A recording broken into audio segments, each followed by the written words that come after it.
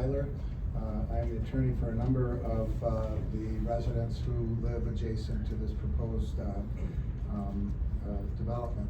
The first thing that I want to do is to commend the board and the staff of the city, particularly Bert and Christy, have been as transparent and helpful to anyone who is interested in this as you could expect from any community that I have either represented or have appeared before, and that is many. So we do appreciate a couple of things about this process, which is there have been some recognition, significant recognition, concerning what has been established as very, very real deleterious effects that the location of these data centers near residential areas have proven to generate.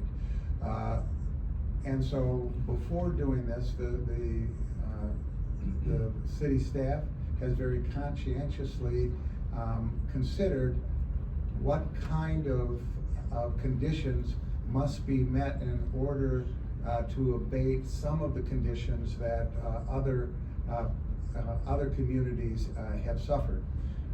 However, as we had indicated previously, we know from experience that those deleterious effects do occur. We do not know whether or not the features that have been introduced into this very thoughtful legislation will create the abatements to those effects that are intended. So we need to be very, very careful about that. I do want to make it very, very clear that I have been appearing for two purposes. One is to support my client's objection to the approval of these, approval of this proposal in general, and that also to advocate that in the event that this is approved, that various conditions be met in order to abate some of the problems. So the first thing that I would like to address are concerns for the latter portion of my responsibility, and that is to assure that some of the things that have been discussed tonight are actually incorporated into the agreements that are up for approval.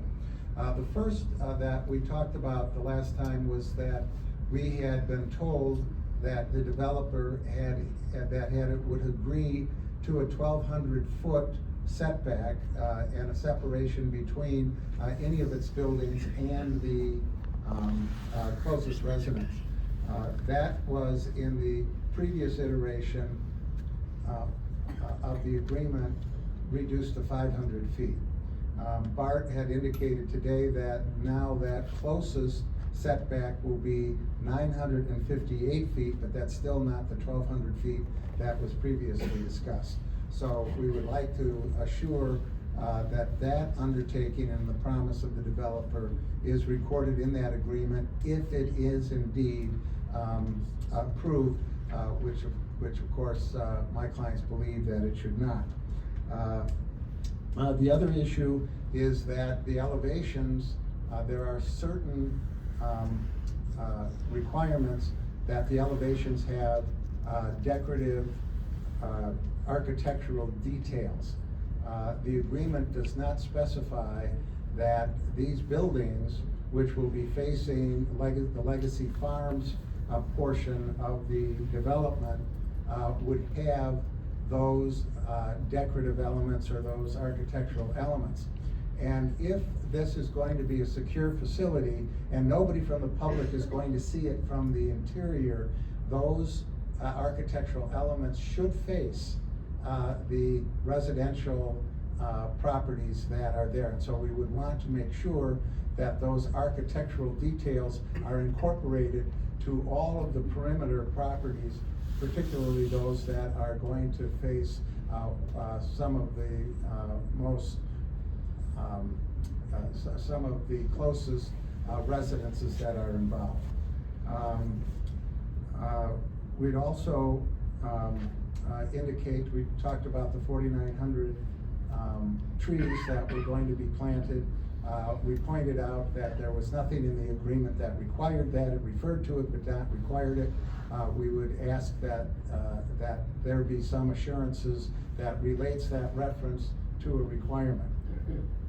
So these are some of the issues that we've discussed. We're encouraged by the developers' indication that they are willing to phase this, which was one of the biggest issues that we faced in the event that this was going to be approved, was that the phasing should be closest to the busiest portion of the community, which is to the east rather than to the west.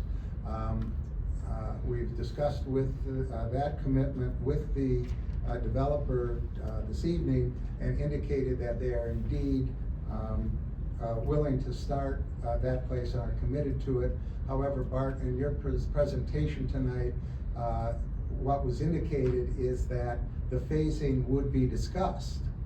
It was not, there was no indication that there was an undertaking that would be a requirement. So one of our concerns and one of my responsibilities is to assure that the legislation matches the promises and the promises that are being made. Bernie, that will be part of the agreement. Okay, well, so those are the things that no, that's fair. It will be. We want to make sure of that, because the previous iterations did not prove that to be the case. So those are the things that we would like to see in the event that this is approved. But there are many reasons why this development should not be approved. I'm here to tell you that none of us would be here reading anything that we have to read if it weren't for all of the skilled tradesmen that build our communities. Okay? And there's nobody in here that supports the trades more than I or more than my clients, particularly those who have been road builders over the course of their careers. So we do understand that building is necessary, but where things are built must be part of the wisdom that we incorporate in making these decisions. And it's easy to take a proposition and multiply it time and time again, and then come up with an enormous number at the end, okay? But we need to look at the scale of this development as reflected in that very calculation. And one of those calculations that was discussed by Bart is that this is going to have an economic benefit that is 25 times what has been experienced in DeKalb for a development that is less than a third the size. So if we are expecting that return, we must also expect the cost that this has to the one concern that must be decided by this tribunal in fulfilling the decision-making criteria for granting a special or conditional use. And the principal concern is, will it affect the ability of adjacent landowners to use their property to the fullest extent possible? And in addressing that, and we've heard a couple of comments that said, all of these problems are old news. That's not the case, because in Aurora, with the data centers that are currently in operation, that were open within the last 2 years, the developer, or the operators, have said, now with respect to your ability to use your property, contiguous landowners, here's what we're going to do to abate the problems that we have caused to you. We are going to pay for you to spend nights in a hotel while we operate our generators. Now we need to think about that when we talk about not only the effect that it has, but the fact that these people are being effectively evicted from their homes by that use. But we need to consider that, and we need to consider what Aurora has done in relationship to that. They have created a moratorium on the approval of these uses anywhere in that community. And I think that suit should be followed in that regard. In Naperville, there is the same controversy, and there have been presentations that have been made with respect to a data center that is considering 34 megawatts of power generation to operate it. This facility is 1,800 megawatts, nearly 50 times that power consumption. With respect to, and one of the things that we don't have here is we don't have a lot of detail and specifications as to what it's going to take to support a development of that magnitude. In Naperville, that 34,000 megawatt facility requires power that is equal to powering 1/2 the homes in Naperville. It also has, they ferreted out what the details would be, and it indicated that that would require for one building, which is 144 square feet, which is 1% of what is proposed here, that there would be 12 generators for one single building. And if we were to go on a building by building basis, that would mean that there would be 160 generators for development this size. And it would also mean that the number of generators, if we were to go on a percentage side with regard to the generation of power, would be almost 600 generators. In response to those 12 generators, 25 physicians, including oncologists,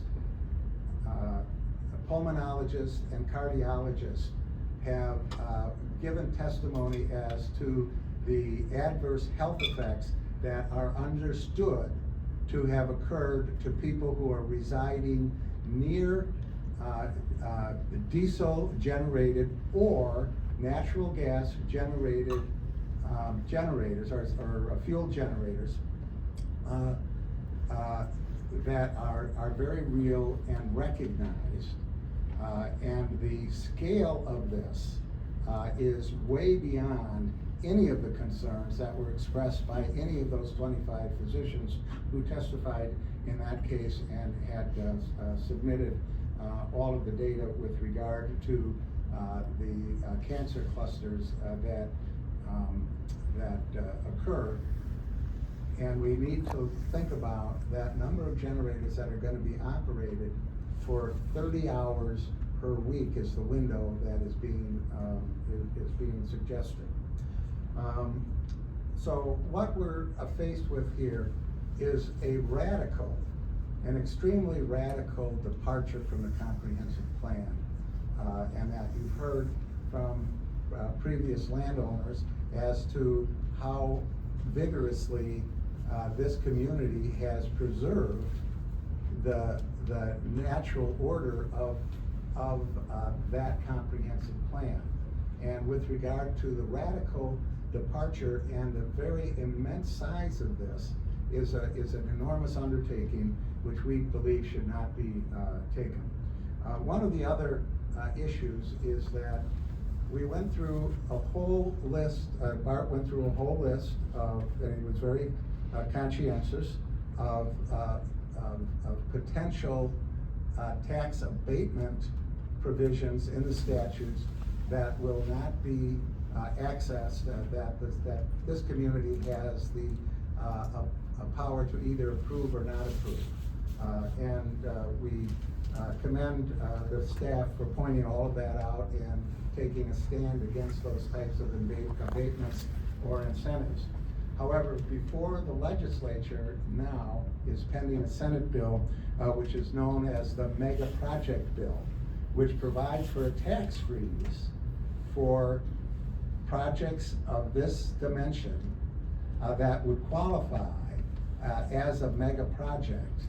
And it's sold as, well, this legislation applies to the construction of the Chicago Bears Stadium. But that's not what the language of the legislation says. The language of the legislation says that any mega facility will qualify for this, and it is a state regulated issue which we would have no ability to control, and if they were to qualify, would freeze the tax level at its current rate, which is agricultural. So we would not be getting any of those plans. Now, the developer has told me that they have no intention of applying for that, but if that is the case, that should be in the agreement, that they would seek no assessment freezes of any nature, and they would seek no abatements or exemptions of any nature. So, with regard to that, I think we need to look at all of the benefits, which I think Bart, I think very expertly laid out, but we also need to look at the costs and the habitability of the uses that surround it, that have already been built in concert with the comprehensive plan that is now in place. There are but the sheer magnitude of this is one of the things that we need to be careful about. And there are two other points that I want to make, is that if we are going to build 17 million square feet of these data centers, and if we are expecting to have all of the revenue that is associated with the utility taxes, the expectation is that there would be a significant use of that available power. However, one of the things that Bart pointed out is that the demand for power is directly related to the cost of that power, and that as the demand increases, so does the cost. And that cost is not borne just by the user that is causing that increase in demand. It is borne by everybody around it. And in the example that they used, it was a 10% increase, but that was a very, very small portion of the demand, the increase in the demand that will be achieved if this property is built according to its calculations that were made. And then with regard to the competitive aspect of it, if there is demand, we also need to look at what we're doing in terms of the number of data centers, projects that are being approved. And we need to be very, very careful about creating an environment where the data centers are now in competition with each other. And we had that same situation when there was the beauty contest, where the communities were craving to have them built in their community before they found out what was at stake. That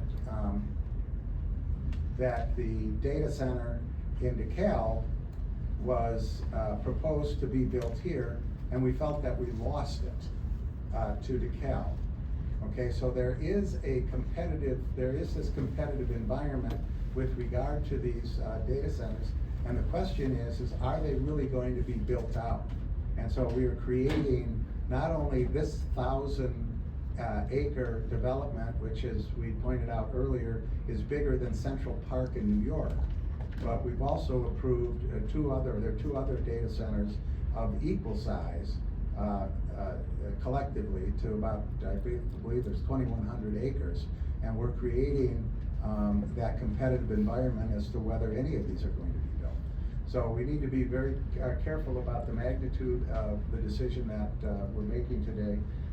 Other members of my client class will be addressing you about some of the other problems that we have. But thank you for your attention, and we would ask on behalf of these residents that this project not be approved, and if it is, that it incorporates all of the things. And thank you very, very much